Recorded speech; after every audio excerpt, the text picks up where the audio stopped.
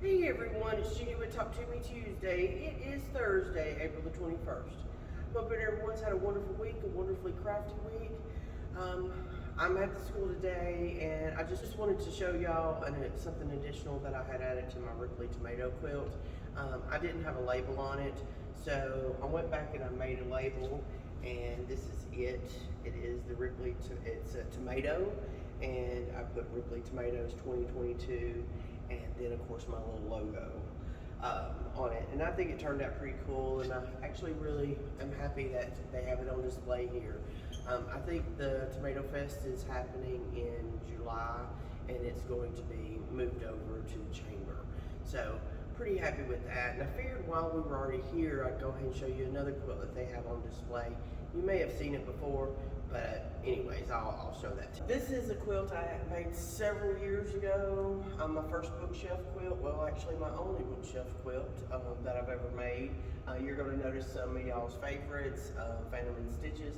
I really made this before I knew what Phantom and Stitches was. It was like I was looking at bookshelf patterns and these popped up.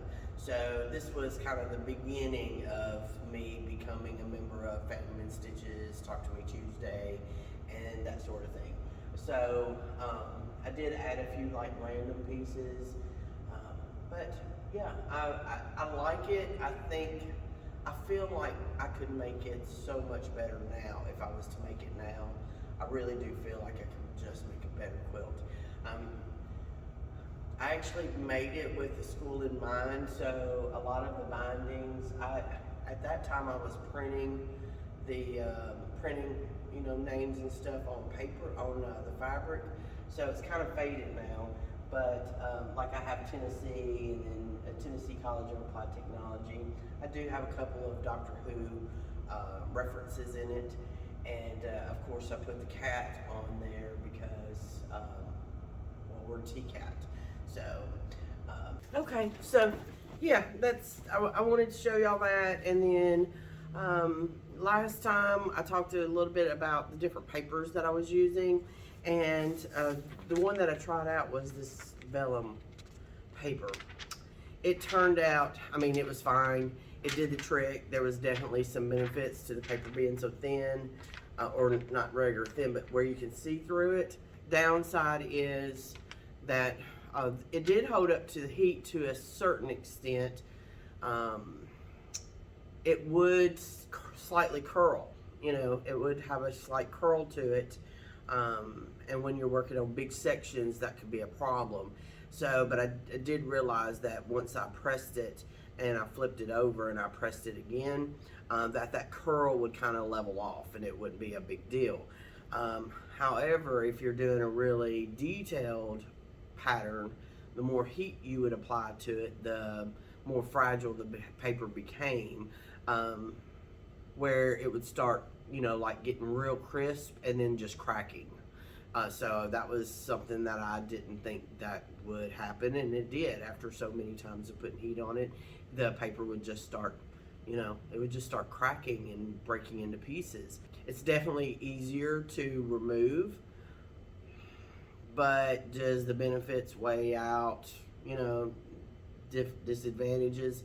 Not really. I'll probably use it on simple patterns, like if it only has a few lines on it, but I don't think anything detailed I need to use it, because I'll press my fabric over and over and over again during the process of making a pattern. I need the paper to stay intact while I'm sewing on it. The occasional piece of tape is no big deal, but if I start taping up the paper too much, then it completely defeats the purpose of using it. And like I said, this right here is a newspaper print I've used before, and it's pretty thin, but it's just not sturdy enough for what I need. So in the end, for most of my patterns, I'm probably still just going to use regular old paper. I have continued working on my Doctor Who patterns, and I'm going to tell you, I am like super happy with my Doctor Who patterns.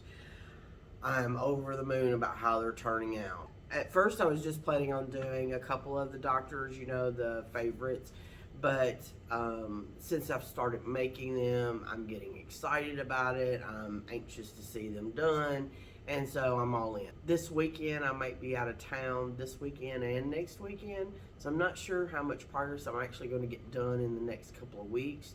But, you know, one day at a time. We'll start emptying out all of our kitchen cabinets next week while I'm on break. So also have that starting, and so I'm not sure how much I'm actually going to get done over the next couple of weeks. I might just be designing, because the next couple of weeks I am anticipating it to be a bit chaotic. I'll talk to y'all later. Bye.